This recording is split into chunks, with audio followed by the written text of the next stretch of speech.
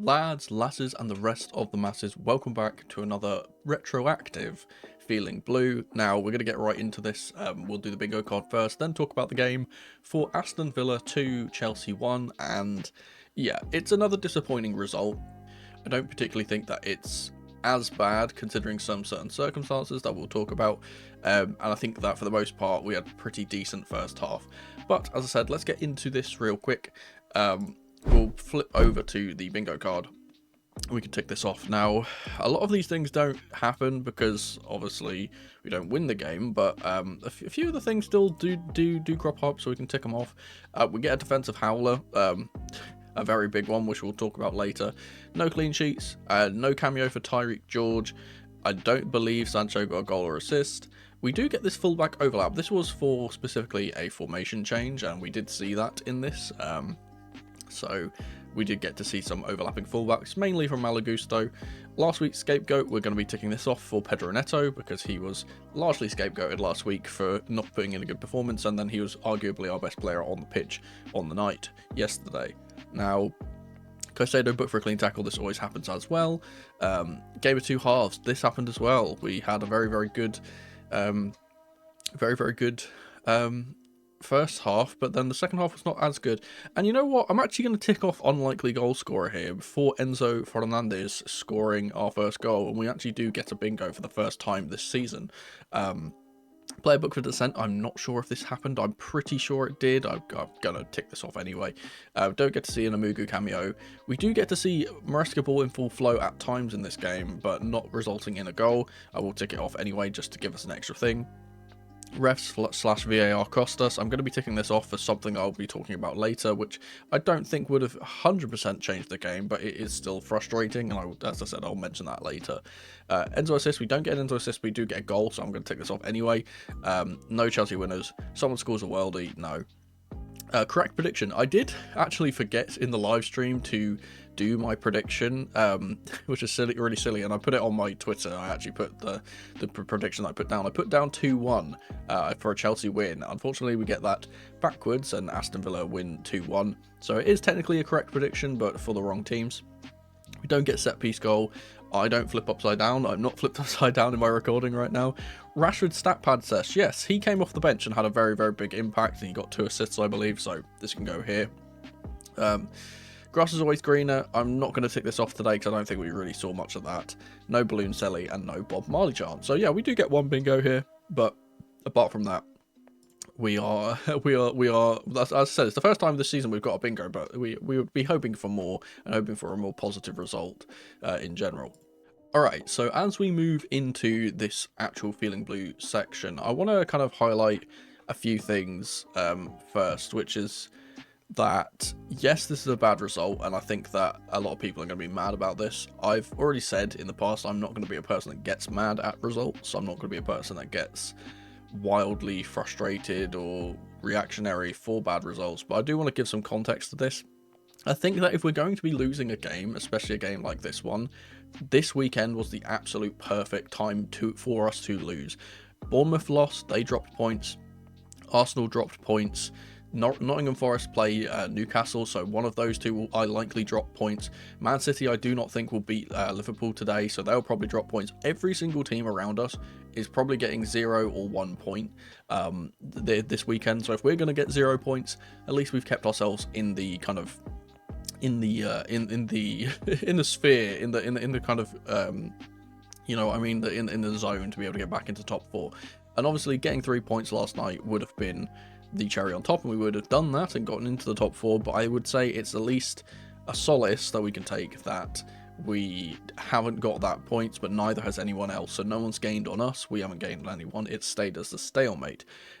With the 2 games coming up soon, we've got 2 of the bottom teams, I believe. We've got Leicester and Southampton coming up soon before we play Arsenal, I believe, and Tottenham, I think, maybe. I'll have to check that. I apologise if I'm misremembering. So we've got a good opportunity in these next few weeks to actually get back into that now, with the other teams possibly dropping points. And I think that, again, it's just... And I spoke about this on Twitter with some of the guys last night before I logged off. We have just been incredibly unlucky for the last like 2 months, there has not been a single game where there hasn't been some kind of decision that's gone against us, or some kind of bad deflection that's hindered us, or some kind of bad mistake. We, I believe, have the most amount of errors leading to goals in the entire league. We put in consistently decent performances, bar let down by individual mistakes, and that's something that is just, you can't really deal with. It's just kind of a thing that happens. One thing you can kind of deal with, and one thing I want to highlight here, is the refereeing, because I always speak about this, and I want to talk about this specifically for this game, and I'm going to do it first so it doesn't sound like I'm making excuses for the rest of our team, because in the second half we did not perform good enough. And I'll be pointing out some players, of course, that I do not think performed well enough. However, let's talk about the referees, because there comes a time where you've got to just laugh at this, because, and again, it's another home game, and I spoke about this in the last video, but it's another home game where the crowd is going to get on the referee's back, and the referee is always going to favour them when it comes to decisions, because that's how the human psyche works. When you've got pressure on you to give decisions to a certain team, you will give those decisions to a certain team. However, I think it's absolutely egregious how Caicedo, for example, gets booked for a yellow card. He gets a yellow card for basically nothing in the box. Just some pushing and shoving that happens in the box, right? Maybe it's for dissent afterwards, I'm not sure. Regardless, it's very, very poor. It's just a single thing. That's the first time he's actually really done anything in the game. He gets booked for it. John McGinn, and I can say this without bias because I'm a Scot, he is an absolute diving cheat. And I can say that without, again, as I said, I can say that without being prejudiced here, because not only is he diving all over the place, not only is he falling on the floor at the slightest touch, and every single one of them being given against us, which I think is just, again, it's the referee being conned by the fans. But the fact that he has made 4 very, very clear yellow card challenges in this game, and has only got booked for the 4th one, is genuinely so frustrating, because there's 2 opportunities here for the referee to send him off. There's 2. It's not like there's like, oh, maybe there's 1 or 2 decisions, maybe there's 1 or 2 tackles, you can kind of let him off with 1. There is 4 absolutely clear yellow card challenges. One of which I think is the most obvious, is the one of him stopping Reece James on a counter-attack. Doesn't get punished. And then he gets booked at the end of the game, and it doesn't affect anything, because he gets booked at the end of the game, and that's his final challenge that he makes, because obviously once he gets on a yellow card, he stops making those challenges. And it's just frustrating, because again, I spoke about this with the guys on Twitter. I said, we just need a bit of luck, and it's one of those things where when you're in a rout like this, or in a rut rather, like this, like we are, when you're in bad form, it compounds on the misery that we have when you get shit like this happening, where it's either we're not being given penalties, or we're getting goals taken away from us that shouldn't be taken away, or we're not getting red cards that should be red cards.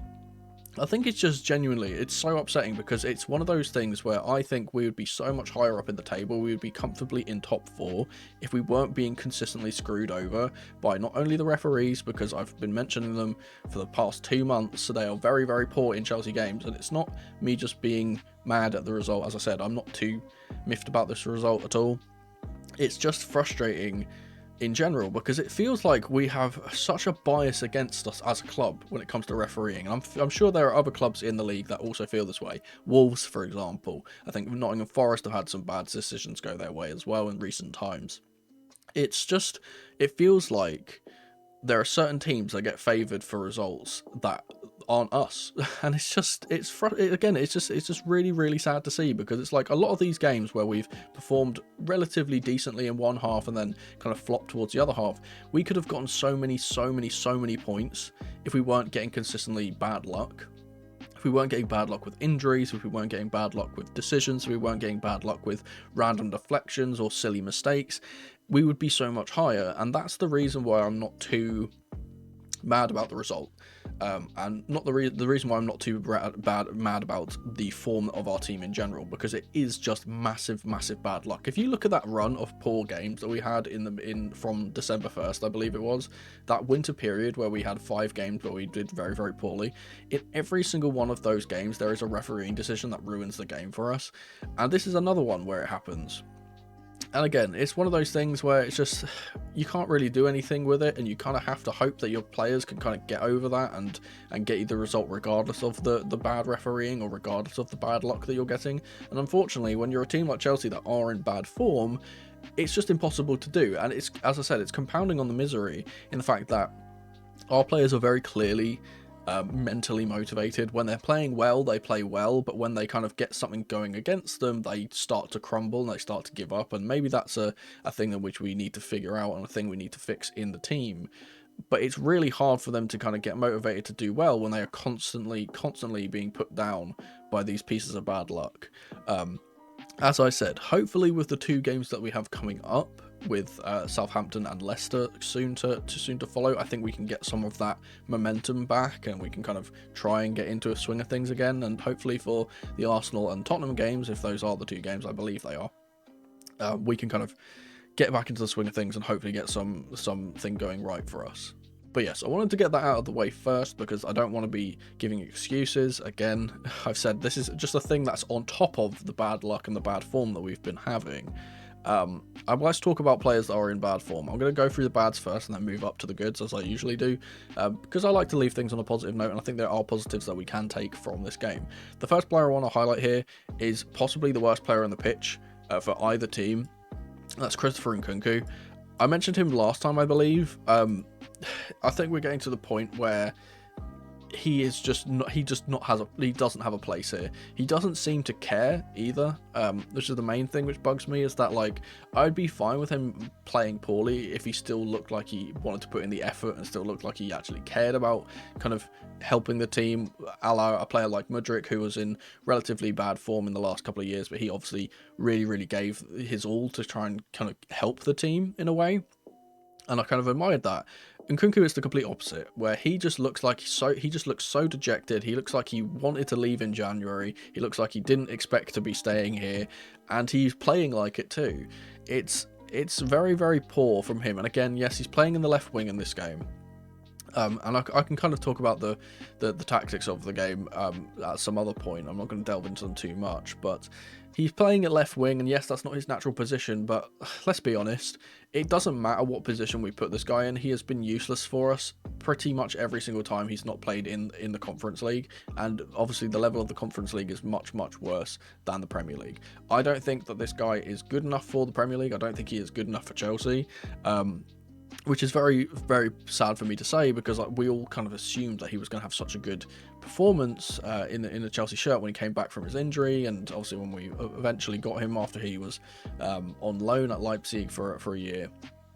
And we assumed that he was going to be some kind of world beater, and he's utterly just the complete opposite. And maybe it's a confidence thing, maybe it's again, as I said, maybe his head is somewhere else, he doesn't really want to be here anymore. But he was genuinely so awful in this game, with just kind of being out of sync with his teammates, not making runs, kind of standing there, kind of head in hands, not really doing anything, misplacing passes, constantly running back towards his own goal and not creating from that left-hand side, which is the complete opposite of other players that we're going to talk about later.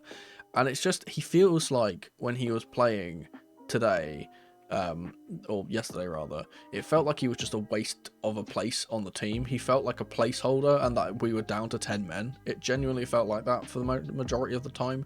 The other player I'm going to kind of talk about in the bad box I think was bad, but at least he had some good moments. I don't think Nkunku had a single good thing that he did in this game, and that is not me just trying to be nasty or horrible or whatever. I genuinely do not think he did a single action that was actually good in this game. Even the passes that he did complete, the majority of them were just backwards and not really helping us. Maybe retaining possession is something you could say is a good thing, but I don't think it is when you're a creative player. I think you need to be trying to take risks, and you need to be trying to get things going. He did not do this at all. And yeah, it's sad to see him in the starting lineup when we have players like Sancho who could have been playing for this entire time, and then obviously Tyreek George, who's on the bench and doesn't get on the pitch because of Nkunku playing. It's just frustrating, because I would rather see those two, and I'd rather see those two young players kind of given the opportunity to try and make things happen than to watch Nkunku trundle around for 75 minutes, refuse to press, refuse to play the ball forward, and just kind of exist without doing anything. The second player that is going to go into the bad box here is Malo Gusto. And again, this is another player I've been ragging on a lot recently, But this is another decision to play Gusto in this role. I think was a great decision from Renzo Maresca. I'm going to talk about that a little bit later. I'm actually going to flip these over because I think that Gusto, despite being playing badly and deservedly going in this box, I think he is close to being medium, because I do think that towards the end of the game he was doing quite good defensive actions, which wasn't what we were seeing towards the start of the game. For the first, let's say, 70 minutes of this game, he was genuinely awful. It was every single time the ball came to him, it was a misplaced pass. Every time the ball went out to him wide, he was refusing to kind of get up the pitch and try and put the ball in the box. It was always getting passed back to Palmer or back to Neto, whoever was on that side at the time. Again, I'm not going to delve into the tactics too much, but it's just one of those things where we put him in a position today where he could actually show his creative muscle and kind of get up the pitch in a wide position, which is where we've been saying we want to see him playing, and not in this kind of inverted role. And he really just didn't take his chance. He didn't really show that, yes, this is my position, please play me here more and we'll get results. It felt like one of those things where the system I thought was quite good and we could create things from the system, but he was just not very good in that role. And it's a shame, considering how important that he was and that right-sided kind of wide player was to the new system that we played in this game, with him obviously having to be the one to stretch the play, as Cucurella on the other side was kind of tucking in a bit more and being more of like a third centre-back. Gusto, just again, it was one of those things where even defensively he was quite poor too. The first goal is clearly his fault. The ball goes to the back post. He is not marking Rashford at all. Rashford obviously gets on the end of it after Gusto completely fails to clear his lines, and then Asensio scores from the resulting assist. The second is, again, it comes from Rashford and it's Gusto's side, and it's just everything that went wrong in that game after the second half. It felt like it was a combination of Gusto and Nkunku, and I said that for Nkunku's, I said it felt like we were playing with 10 men at times. It didn't. For the whole game, it felt like we were playing with 9 men. Genuinely, it felt like we had gotten a red card at the start of the game and then gotten a second red card later on in the game when Rashford came on, because these two were genuinely, I think we probably would have served better if they weren't on the pitch. Like, they would, that's the main, that's the thing I can kind of say, is that I generally think that if we were down to 9 men, I don't think anything would have changed. I think we would have probably played the same way. Because it did feel like that towards the end of the game, where Villa were putting on pressure, and obviously they came from 1 goal down to 1 goal up, and they scored 2 goals. And it felt like that pressure that we had on us came from the fact that we had absolutely no out ball, because anytime we played up to Nkunku, he'd just play it backwards, and we had no way of actually defending the attacks that were going down the left hand side or the right hand side for us. When anytime Rashford got on the ball, you could hear the crowd in anticipation, because they knew how bad Gusto was doing up against Rashford.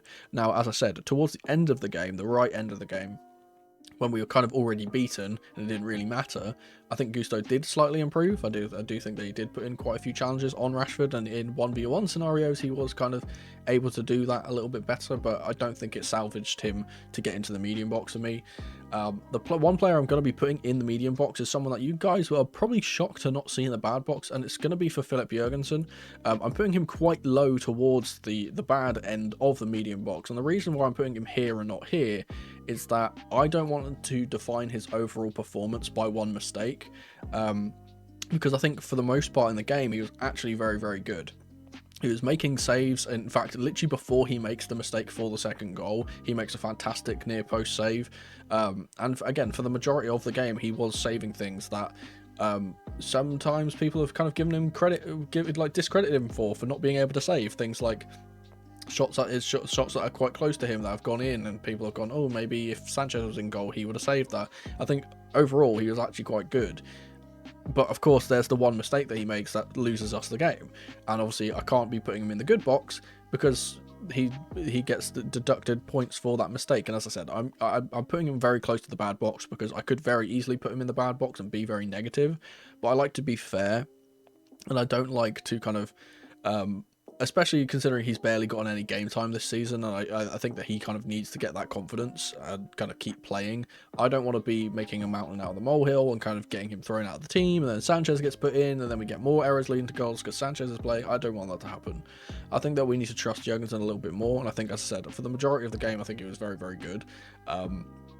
Maybe I could kind of point out his distribution could have been a little bit better today, but I think him being calm on the ball or something it was nice to see. We didn't see any kind of passing it straight to the opposition, I don't believe, which was nice. So yeah, as I said, I'm going to put him in the low end of the medium box, because I think that overall he had a decent performance, but that one glaring mistake has deducted him so many points, and that's just the way the cookie crumbles at times. For our 5th point, I'm going to be talking about Maresca. I'm going to be putting him in the medium box because, again, there was things in this game from Maresca that I liked. I liked the fact that he took risks in the fact that he moved to a new system. I like the fact that he took risks in terms of playing different personnel. Obviously, we get to see Reece James playing in a midfield role, which I think he did relatively okay. I think his distribution was much better than his defensive contribution, I would say, in that regard. I'm not going to be talking about James too much, but I like the way that he set up the team. I kind of have a few question marks over some of the players playing. I think that Chalobah was an interesting starting option, but obviously he got injured early on and was replaced by Tosin anyway, so not really much difference there. The one thing which deducts him points here for me was just the fact that the substitutions, again, are not coming quick enough and they're not coming with enough urgency.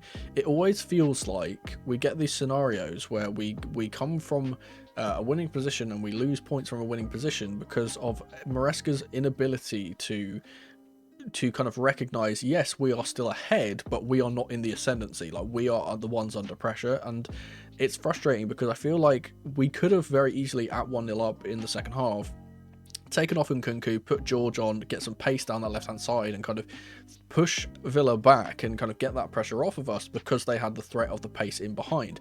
The whole of the first half, we saw that they were a bit hesitant to go forward and a bit hesitant to play that high line that they were doing because Pedro Neto was constantly running in behind and constantly being a nuisance in that central and right channel. And we could have done the same thing down the left, but also we didn't really have that same threat with Nkunku. And once they realised, oh, we can just drop back a few yards, completely ignore Pedro Neto, and then play the way that we want to and kind of put pressure on Chelsea, and they don't have an out ball because they have no target man up top and they have no box presence at all, it really became a struggle for us to actually kind of play the ball over the top to a player like Neto or to a run from Palmer or what have you.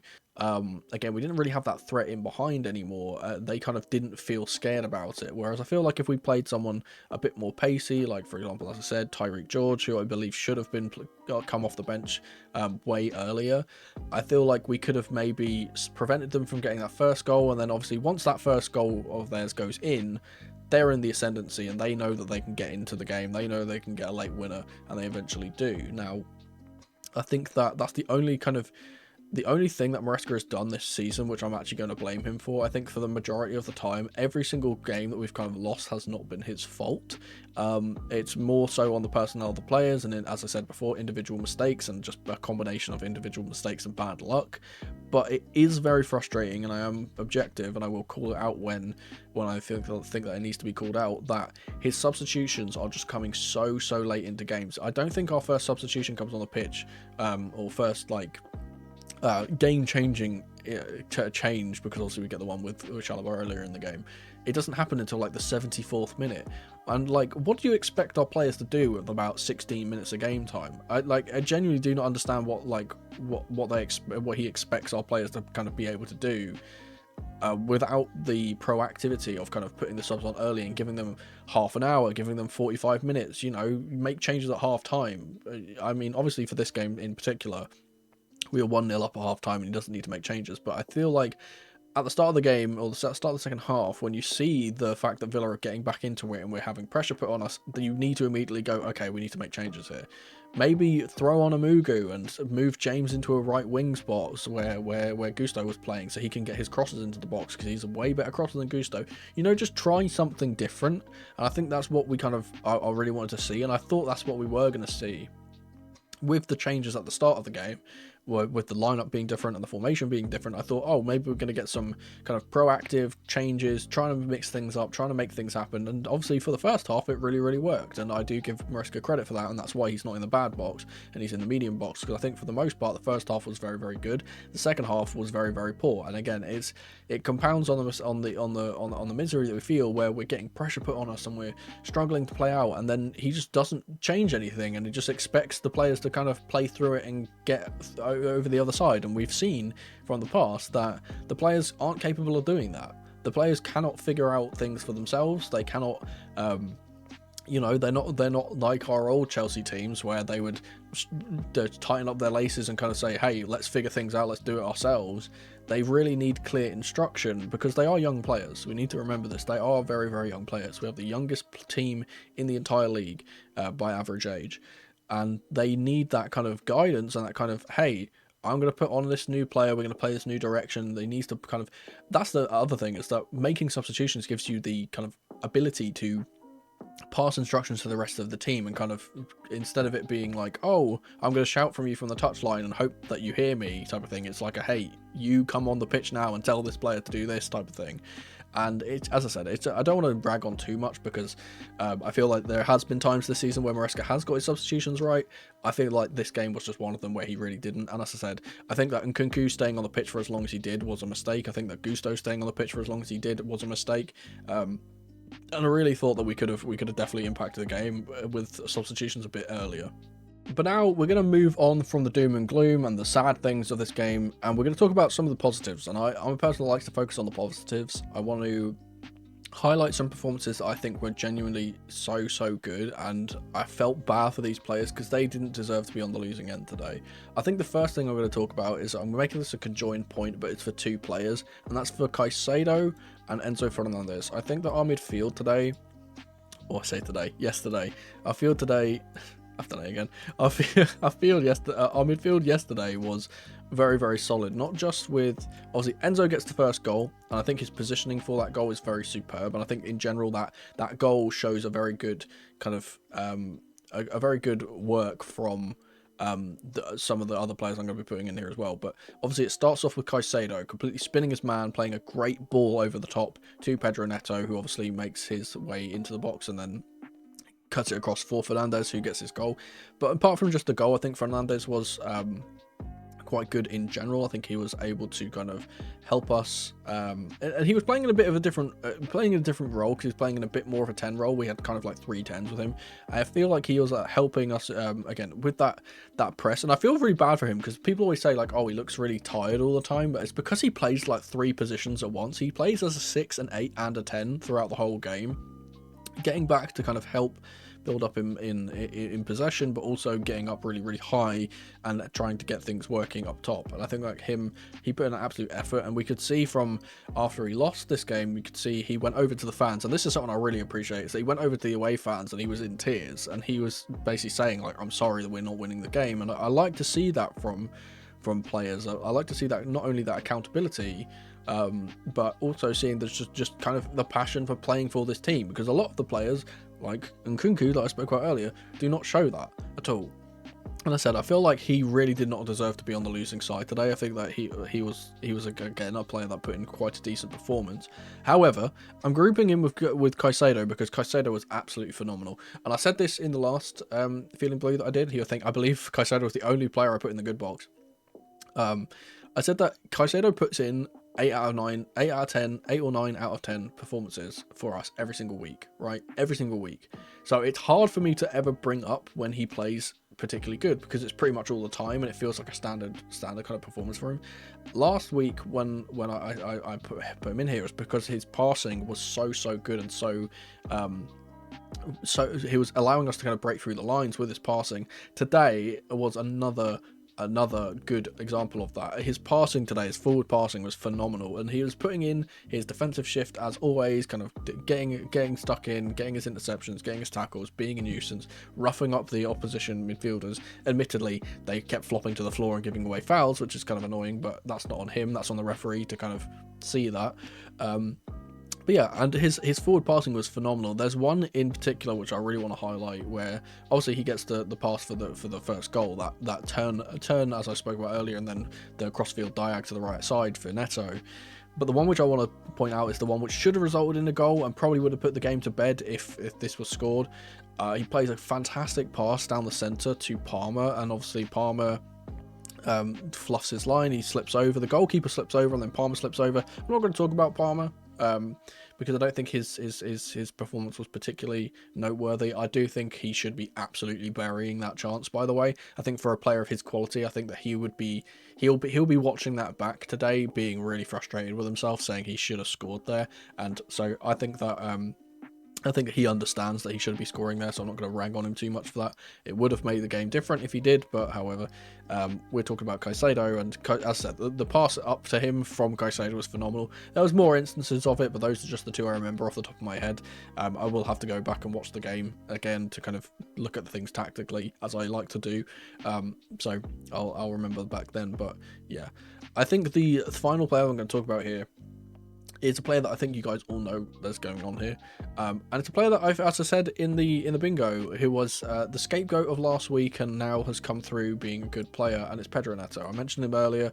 He gets the assist for the first goal, of course, but not just the assist for the first goal. I think he was an absolute terror the entirety of the first half. I think that even in the second half, the thing which I admire about him is that he was constantly running. He was constantly putting in an effort to get up the pitch. He was constantly trying to mix up the defence by running from the central channel to the right channel, and just frustrating the centre backs at times, and trying to being that player that's going to be really annoying, and allowing the other players like Fernandez for the first goal to get into the box and kind of impact play that way. And I feel like if one player in our attack really deserved to win today, it was Neto, and he didn't get that, unfortunately. And yeah, I feel bad for him, because he was really let down by the rest of the team, and not only just by the mistakes that happened that allowed them to get back into the game, but our defensive frailty at times, and just the toothless nature of the rest of the attackers, including Palmer that I mentioned earlier. I feel like Neto was the only one today that really wanted to actually score. We saw it with multiple chances where he got up the pitch and he didn't think, hey,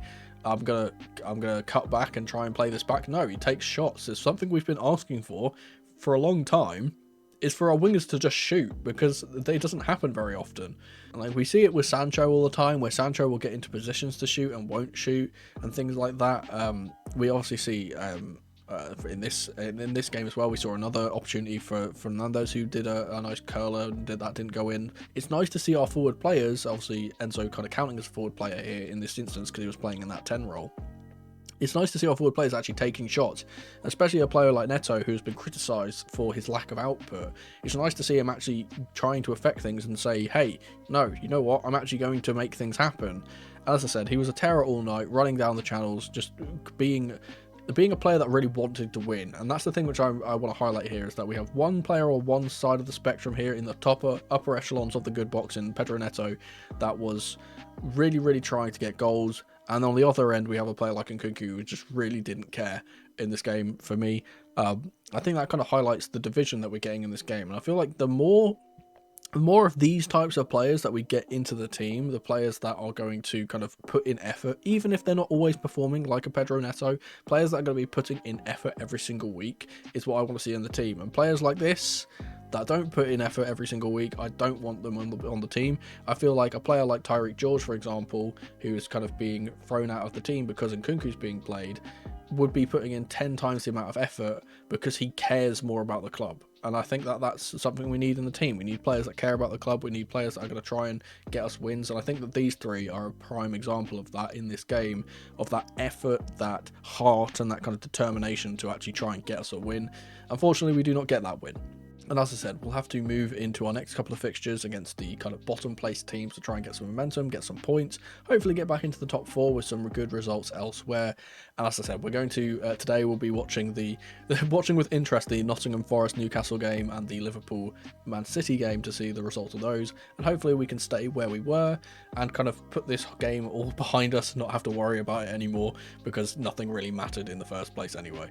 I suppose we'll just have to wait and see the results of those 2 games, but if you can't wait until then, perhaps check out this video in the meantime. Thank you guys so much for watching as ever, and remember, in the rain or in the dry, keep keep that blue flag flying high. Come on, you Blues.